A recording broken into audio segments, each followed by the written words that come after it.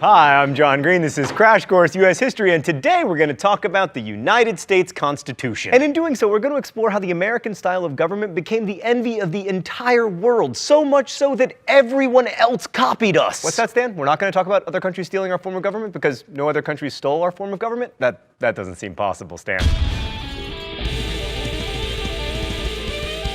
No, Stan, not the Libertage. Cue the intro.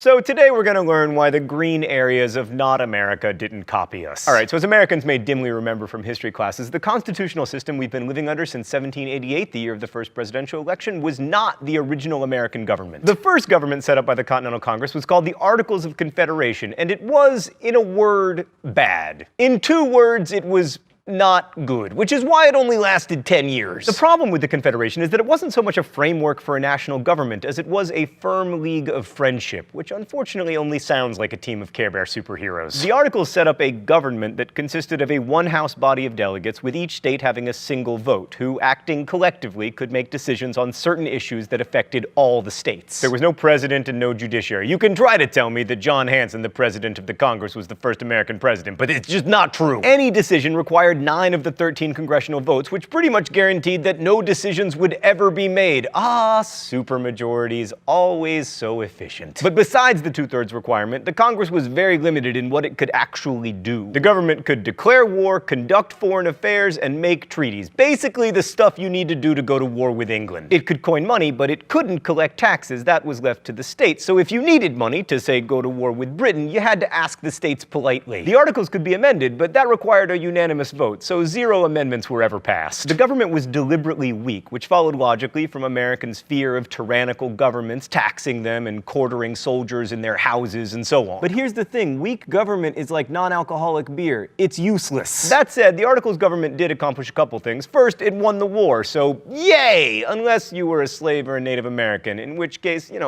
probable boo. Second, the government developed rules for dealing with one of the most persistent problems facing the new nation: Ohio, which was called the Northwest, presumably because it is north and west of Virginia. Getting control of the land meant taking it from the Indians who were living there, and the Articles government was empowered to make treaties, which it did. Crash Course World History fans will remember the Athenians telling the Melians that the strong do as they can and the weak suffer what they must, and the Americans definitely went to the Athenian school of treaty making. Through treaties signed at Fort Stanwix and Fort McIntosh, the Indians surrendered land north of the Ohio River. The biggest accomplishment of the Articles government was the Northwest Ordinance of 1787, which set up a process to create 5 new states between the Ohio and Mississippi rivers. 2 things to know about this. First, it acknowledged that American Indians had a claim to the land and that they had to be treated better if settlers wanted to avoid violence. And second, Stan, can I get the foreshadowing filter? Yes, perfect. The ordinance outlawed slavery in all 5 of the new states. Still, the Articles government was a complete disaster for exactly one reason: it could not collect taxes. Both the national government and the individual states had racked up massive debt to pay for the war, and their main source of revenue became tariffs, but because Congress couldn't impose them, states had to do it individually. And this made international trade a total nightmare, a fact worsened by the British being kind of cranky about us winning the war and therefore unwilling to trade with us. In 1786 and 1787, the problem got so bad in Massachusetts that farmers rose up and closed the courts to prevent them from foreclosing upon their debt-encumbered farm. This was called Shays' Rebellion, after Revolutionary War veteran and indebted farmer Daniel Shays. The uprising was quelled by the state militia, but for many, this was the sign that the Articles government, which couldn't deal with the crisis at all, had to go. But not for everyone. Thomas Jefferson, for instance, was a fan of Shays' Rebellion. A little rebellion now and then is a good thing. The tree of liberty must be refreshed from time to time with the blood of patriots and tyrants. Which is all fine and good, I mean, unless you're the bleeding patriots or tyrants. But to most elites, Shays' Rebellion showed that too much democratic liberty among the lower classes could threaten private property. Also, people who held government bonds were nervous because without tax revenue, they were unlikely to get paid back. And when rich people feel like something has to be done, something is usually done. Let's go to the thought bubble. The first attempt to do something was a meeting in Annapolis in 1786 aimed at better regulating international trade. Only 6 states sent delegates, but they agreed to meet the next year in Philadelphia to revise the Articles of Confederation.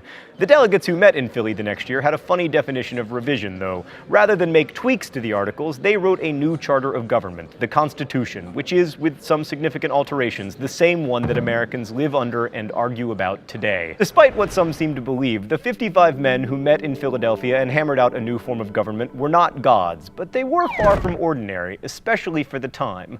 Most were wealthy, some very much so. More than half had college educations, which was super rare since 0.001% of Americans attended college at the time. About 40% had served in the army during the war. But one thing they all shared was a desire for a stronger national government. The delegates agreed on many things. The government should have executive, legislative, and judicial branches and should be Republican with representatives rather than direct democracy.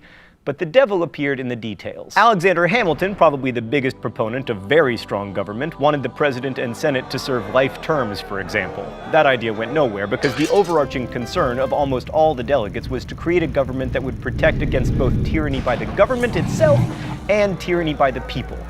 They didn't want too much government, but they also didn't want too much democracy, which is why our presidents are still technically elected not directly by regular people, but by 538 members of the Electoral College. This system is so Byzantine and strange that when American politicians speak of spreading democracy through the world, they never actually advocate for American-style elections. Thanks, Thought Bubble. Yes, I know, you have fantastic elections in Canada. Yeah, right, okay, all that too. I get it. Okay, it's US history, Thought Bubble. So conflicts between competing interests arose quickly at the Constitutional Convention in Philadelphia, the first being between states with big populations and those with small populations. Large states supported James Madison's Virginia plan, which called for a two-house legislature with representation in both proportional to a state's population, and smaller states, fearing that the big boys would dominate, rallied behind the New Jersey plan. New Jersey. This called for a single legislative house with equal representation for each state, as with the Articles of Confederation. But of course, coming from New Jersey, it had no chance of succeeding, and sure enough, it didn't. Instead, we got the Great Compromise, brokered by Connecticut's Roger Sherman, which gave us two houses. A House of Representatives with representation proportional to each state's population, and a Senate with 2 members from each state. House members, also called congressmen, served 2-year terms, while senators served 6-year terms, with 1/3 of them being up for election in every 2-year cycle. The House was designed to be responsive to the people, while the Senate was created to never pass anything, and it was so masterfully designed that it still works to this day. However, this solution created another problem: who should be counted in terms of representation? Slaveholding states wanted slaves to count toward their population, even though of course they could not vote because they were property. States with few slaves argued that slaves shouldn't be counted as people because, just to be clear, none of these dudes were not racist. This issue was solved with the notorious 3/5 compromise. For the purpose of determining the population, the total number of white people plus 3/5 the population of other persons, the word slave was never used,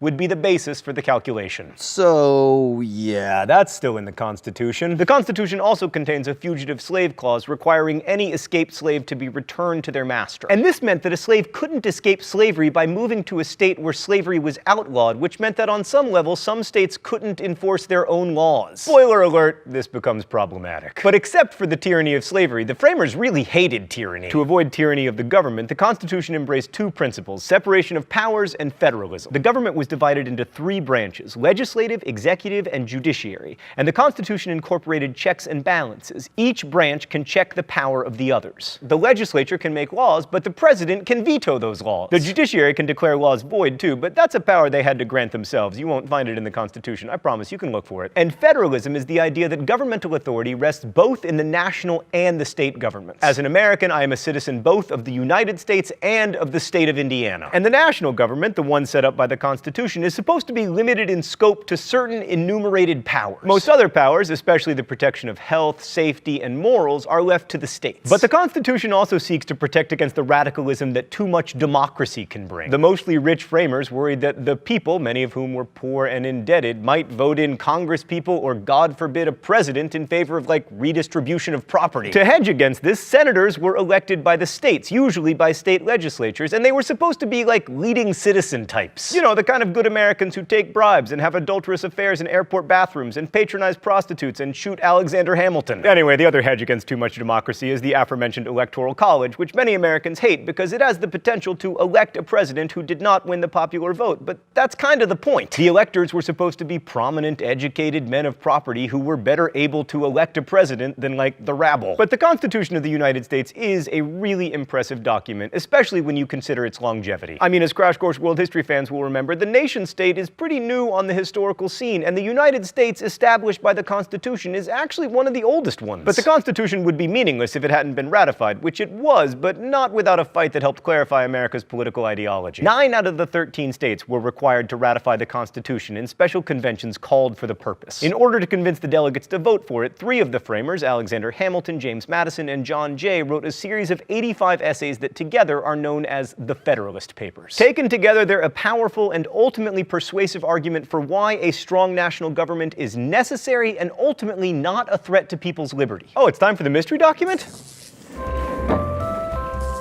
The rules here are simple. If I name the author of the mystery document, shock as in surprise. If I don't, shock as in All right, Stan, let's see what we got here. If circumstances should at any time oblige the government to form an army of any magnitude, that army can never be formidable to the liberties of the people while there is a large body of citizens, little, if at all, inferior to them in discipline and the use of arms, who stand ready to defend their own rights and those of their fellow citizens. This appears to me the only substitute that can be devised for a standing army and the best possible security against it, if it should exist. Federalist Papers, Alexander Hamilton.